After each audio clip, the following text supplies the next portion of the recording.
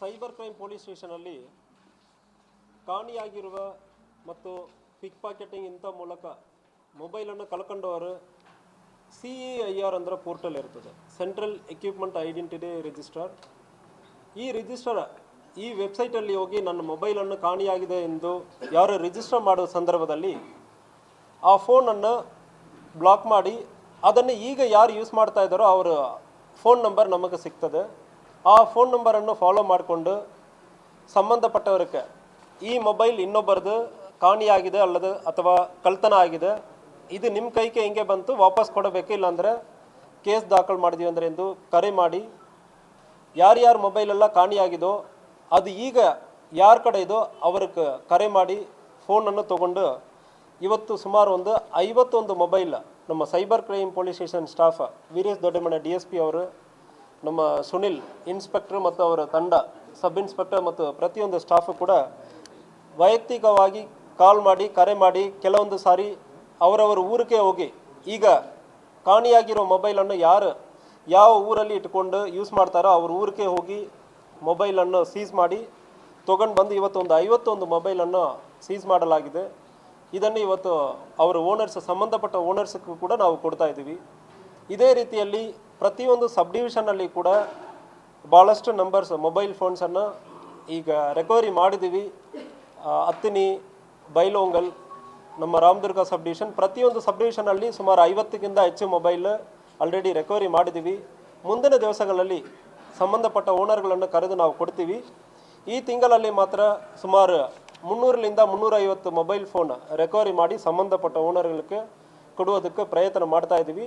ಇನ್ನೂ ಒಂದು 10 ದಿವಸದಲ್ಲಿ ಎಲ್ಲ ಸಬ್ ಡಿವಿಷನಲ್ಲಿ ಕೂಡ ಅಲ್ಲಿ ಇರುವವರು ಓನರ್ಸ್ ಯಾರ್ಯಾರು ಇದ್ದಾರೋ ಅವ್ರಿಗೂ ಕೂಡ ನಾವು ಕೊಡ್ತೀವಿ.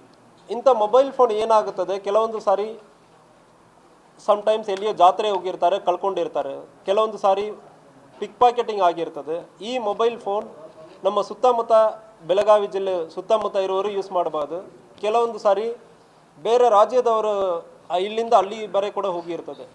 ಇಂಥ ಮೊಬೈಲ್ ಈಗ ಟೆಕ್ನಾಲಜಿ ಮೂಲಕ ಯಾವುದೋ ಒಂದು ಮೊಬೈಲ್ ನೀವು ಈಗ ತೊಗೊಂಡು ನಿಮ್ಮ ಮೊಬೈಲ್ ಕಾಣಿಯಾಗಿರೋ ಸಂದರ್ಭದಲ್ಲಿ ಈ ವೆಬ್ಸೈಟಲ್ಲಿ CEIR ವೆಬ್ಸೈಟಲ್ಲಿ ರಿಜಿಸ್ಟರ್ ಮಾಡುವ ಸಂದರ್ಭದಲ್ಲಿ ನಿಮ್ಮ ಮೊಬೈಲನ್ನು ಹೊಸದಾಗಿ ಈಗ ಯಾರು ಫೋನ್ ಉಪಯೋಗ ಮಾಡ್ತಾರಂದ್ರೆ ನಮ್ಮ ಗಮನಕ್ಕೆ ಬರ್ತದೆ. ಅದನ್ನು ಫಾಲೋ ಮಾಡಿ ಇವತ್ತು ಒಂದು ಒಳ್ಳೆಯ ಕಾರ್ಯಾಚರಣೆ ಮಾಡಿದ್ದಾರೆ. ಮುಂದಿನ ದಿವಸಗಳಲ್ಲಿ ಇದೇ ರೀತಿಯಲ್ಲಿ ನಮ್ಮ ಆಫೀಸರ್ಸ್ ಮತ್ತು ಸ್ಟಾಫ್ ಮಾಡಬೇಕಂದ್ರೆ ಒಂದು ಪ್ರೋತ್ಸಾಹ ಕೊಡುವುದಕ್ಕೆ ಇವತ್ತು ಇಲ್ಲಿ ಸ್ಟೇಷನ್ಗೆ ಬಂದು ನಾವು ಒಂದು ಅಭಿನಂದನೆ ಹೇಳುವುದಕ್ಕೂ ಕೂಡ ನಾನು ಬಂದಿದ್ದೀನಿ. ಮುಂದಿನ ದಿವಸದಲ್ಲಿ ಇದೇ ರೀತಿಯಲ್ಲಿ ಮಾಡಬೇಕಂದ್ರೆ ನಮ್ಮ ಆಫೀಸರ್ಸ್ ಮತ್ತು ಸಿಬ್ಬಂದಿಗಳಿಗೆ ಸೂಚನೆಗಳನ್ನು ಕೂಡ ಕೊಟ್ಟಿದ್ದೀನಿ.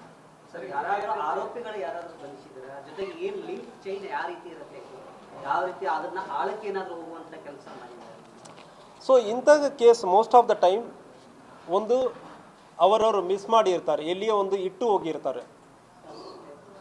FIR ಆಗಿರುವ ಕೇಸಸ್ ಬೇರೆ ರೀತಿಯಲ್ಲಿ ನಾವು ಹ್ಯಾಂಡಲ್ ಮಾಡ್ತೀವಿ. ಪಿಕ್ ಪಾಕೆಟ್ ಆಗಿ ಕಂಪ್ಲೇಂಟ್ ಕೊಟ್ಟು ಅದು FIR ಮಾಡುವುದು ಬೇರೆ ರೀತಿಯಲ್ಲಿ ಹ್ಯಾಂಡಲ್ ಮಾಡ್ತೀವಿ.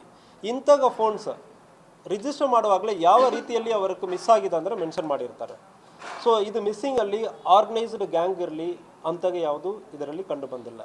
ಆರ್ಗನೈಸ್ಡ್ ಗ್ಯಾಂಗ್ ಆಗಿ ಯಾರು ಮಾಡುವ ಸಂದರ್ಭಗಳಲ್ಲಿ ಅದು ಮೊಬೈಲ್ ಫೋನ್ಸ್ ಭಾಳಷ್ಟು ಸಾರಿ ಬೇರೆ ದೇಶಗಳಿಗೂ ಕೂಡ ಹೋಗಿರ್ತದೆ. ಬಾಂಗ್ಲಾದೇಶಲ್ಲಿ ಇರ್ತದೆ, ನೇಪಾಳಲ್ಲಿ ಇರ್ತದೆ.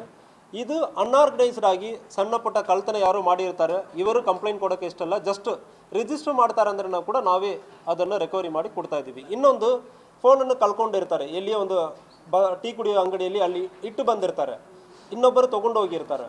ಸೊ ಇಂಥ ಕೇಸಲ್ಲಿ ಅವ್ರ ಮೇಲ್ಗಡೆ ಪ್ರಕರಣಗಳು ದಾಖಲಾಗಿರಲ್ಲ. ಸೊ ಯಾರು ಪ್ರಕರಣ ದಾಖಲಾಗಿರ್ತೋ ಅದರಲ್ಲಿ ಸಂಪೂರ್ಣವಾಗಿ ನಾವು ಕೆಳಗೆ ಅಂತ ಬರ್ತೀವಿ. ಯಾವುದು ಇನ್ನೊಂದು ಕೇಸ್, ಇನ್ನೊಂದು ಕೇಸ್, ಇನ್ನೊಂದು ಬೇರೆ ಕೇಸ್.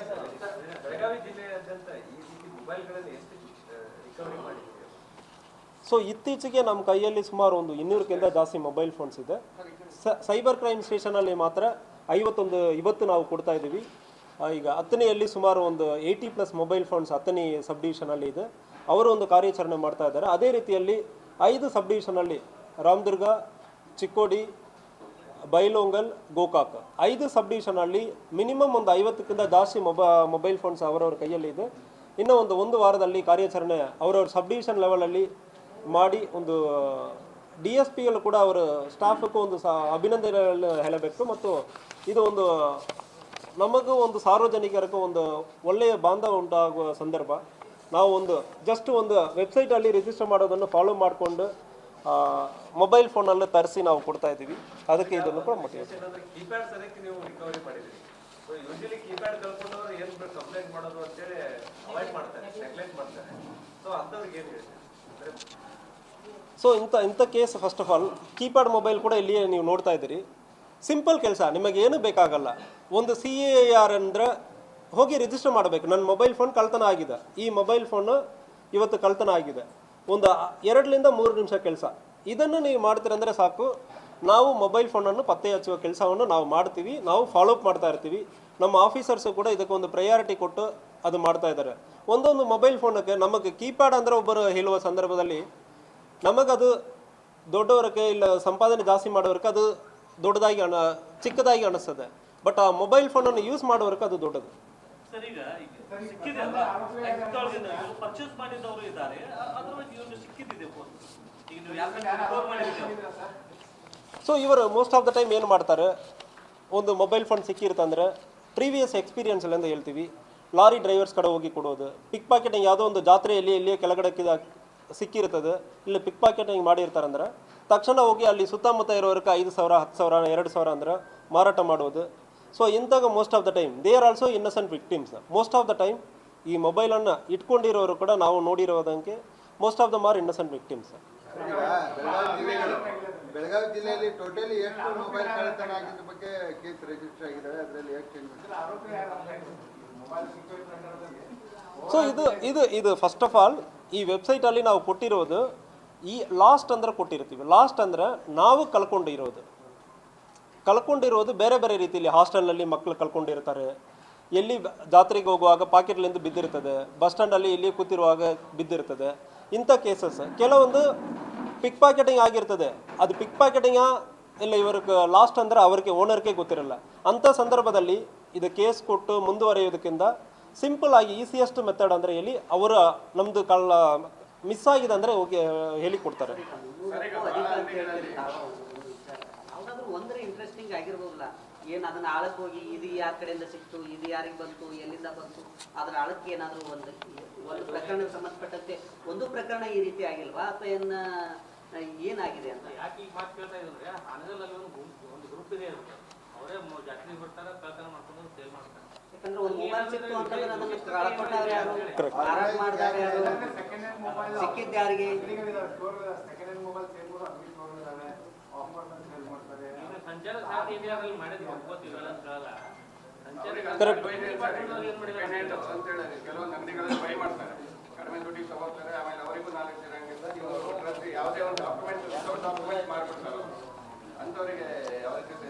ಈಗ ಸೂಚನೆ is very simple. Second hand mobile ನೀವು ಪರ್ಚೇಸ್ ಮಾಡುವುದು, ಕಳ್ತನ ಆಗಿರೋ ಮೊಬೈಲ್ ಇರೋ ಸಂದರ್ಭದಲ್ಲಿ ನಿಮಗೂ ಸಮಸ್ಯೆ ಆಗುತ್ತದೆ, ಆ ಮೊಬೈಲ್ ಫೋನನ್ನು ರಿಕವರಿ ಆಗ್ತದೆ.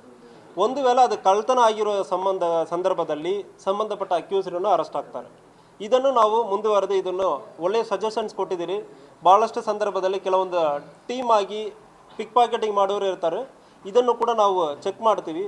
ಮೋಸ್ಟ್ ಆಫ್ ದ ಟೈಮ್ ಈ ಕೇಸಸ್ ಈ ಲಾಸ್ಟ್ ಅಂದರೆ ನಮಗೆ ಕೊಟ್ಟಿರ್ತಾರೆ. ಅವ್ರಿಗೆ ಕೇಸ್ ಬೇಡ ಅಂದರೆ ಸಾರ್ವಜನಿಕರು ಇದಕ್ಕೆ ಕೇಸ್ ಕೊಡೋದಕ್ಕಿಂತ ನಾವು ಕಳ್ಕೊಂಡು ಹೋಗ್ಬಿಟ್ಟಿದ್ದೀವಿ ಅಂದರೆ ಎಲ್ಲಿ ಕೊಡೋಣ ಅಂದರೆ ಸಾರ್ವಜನಿಕರೇ ನಮಗೆ ಅಂಗಿ ಕೊಟ್ಟಿರ್ತಾರೆ. ಸೊ ಇದನ್ನು ನಾವು ಕೂಡ ಮುಂದುವರಿತೀವಿ. ಇದಕ್ಕೆ ಹಿನ್ನೆಲೆಯಲ್ಲಿ ಯಾವುದು ಗ್ಯಾಂಗ್ ಯಾವುದಿದೆ ಅದನ್ನು ಕೂಡ ನಾವು ಮುಂದುವರಿತೀವಿ. ಇಲ್ಲ. So most of the time ಯಾರೋ ಒಬ್ಬರು ಒಂದು ಕೈಯಿಂದ ಇನ್ನೊಂದು ಕೈಗೆ ಮಾರಾಟ ಆಗಿರುವುದು ಅಂತ ಕೈ ಇದೆ.